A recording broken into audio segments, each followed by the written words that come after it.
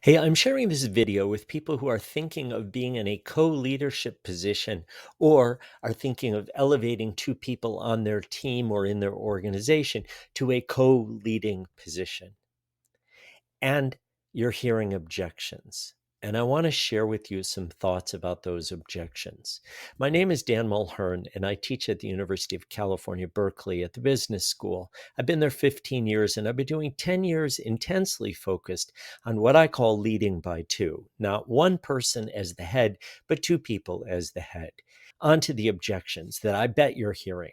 You're hearing two things. Number one, you're hearing that somebody has to make the call. And if you have two co-leaders, it's just a problem. It's a disaster waiting to happen because they're going to have to figure it out together. And the second thing you're hearing is that it's inherently unstable. Two people can't lead together because A will try to take over from B, or B will try to take over from A, and you'll have this just awful internal struggle.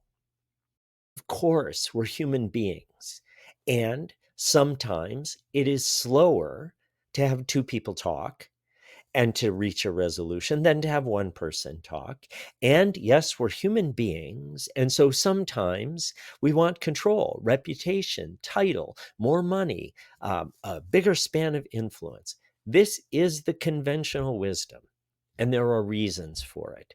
But I ask you to consider a deeper wisdom, not a conventional wisdom, but ancient, evolving wisdom about where great leadership comes from and what human beings are capable of. Take objection number one, that somebody's got to make the call.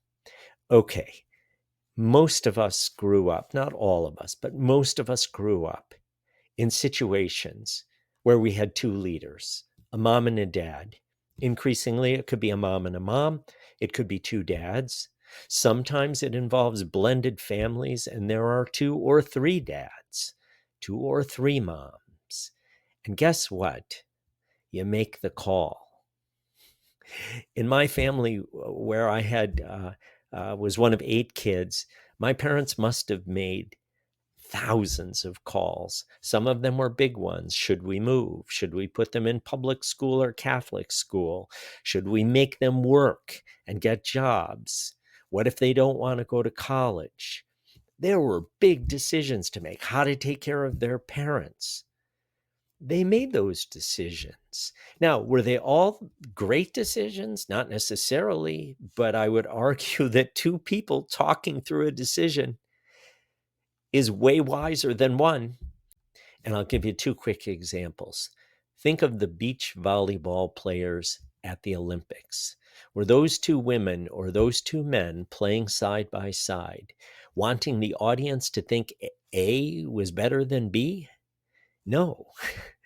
They wanted A and B to defeat C and D.